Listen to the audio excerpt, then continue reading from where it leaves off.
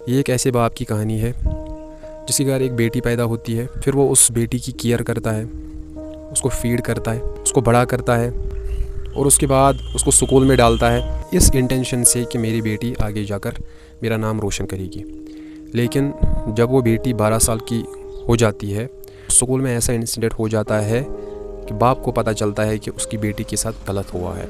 आप इमेजिन करो, अगर आप एज ए पेरेंट ये देख रहे हो और एज ए गर्ल आप देख रहे हो, तो आप देख सकते हो कि एक गर्ल के लिए उसका ऑनर, उसकी इज़्ज़त क्या मायने रखती है। एंड लिटरली इस टॉपिक पर बात करते हुए मेरे भी हाथ कांप रहे हैं कि इस टॉपिक पर मैं कैसे बात करूँगा। ऑल्दो मैंने इस टॉपिक पर बात की हुई है, 12 साल की बच्ची जो इमेच्योर है, and on the top of that एक टीचर, वो टीचर जो नेक्स्ट टू पेरेंट्स होता है।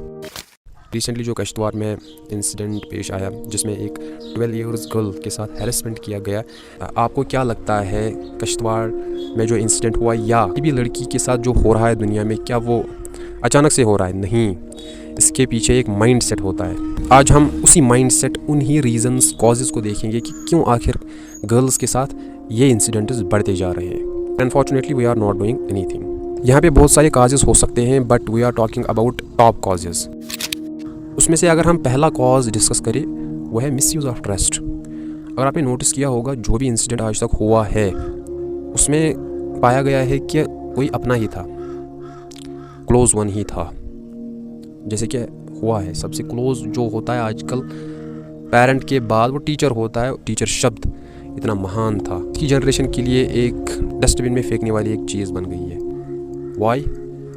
क्योंकि कुछ टीचर्स ने अपने आप को ऐसा प्रेजेंट ही किया है ऐसा। अब पहला कॉज जो है, आई थिंक जो मोस्ट ऑफ द केसेस जो हो रहे हैं वो इसी से हो रहे हैं, मिसयूज़ ऑफ ट्रस्ट। पेरेंट को पता है कि ये मेरा जानने वाला है, ये मेरा रिलेटिव है, ये इसका टीचर है, वो अपने बच्चे को, खासकर अपनी लड़की को उनके साथ रहने देते हैं, उनके साथ बैठने देते हैं, उनसे इंटरेक्ट करने के लिए रहने देते हैं। ट्रस्ट का मिसयूज़ होता है। We see a lot of incidents because of this. तो ऑल पेरेंट्स जो भी इस वीडियो को देख रहे हैं, डोंट ट्रस्ट एनीवन ब्लाइंडली।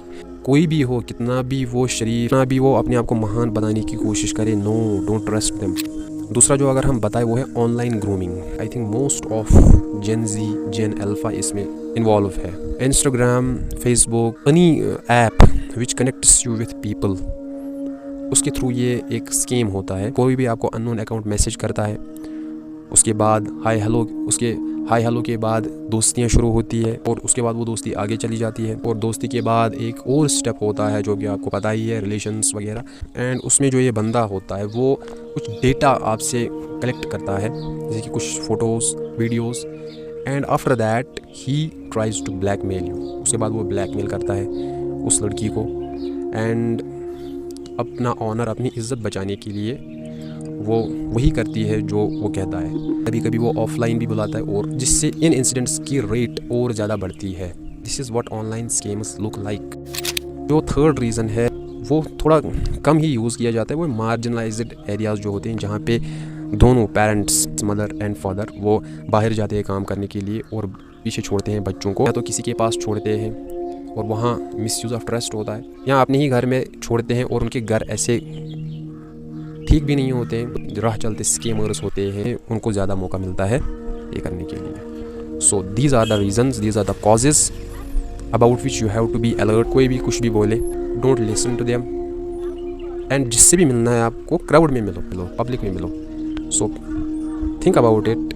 अगर आप एक गर्ल हो, आप इन पॉइंट से रिलेट कर पाओगे कि यही होता है एक गर्ल के साथ। एंड अगर आप एक पेरेंट हो तो अपने बच्चों को अपने तरीके से समझाओ। Thank you.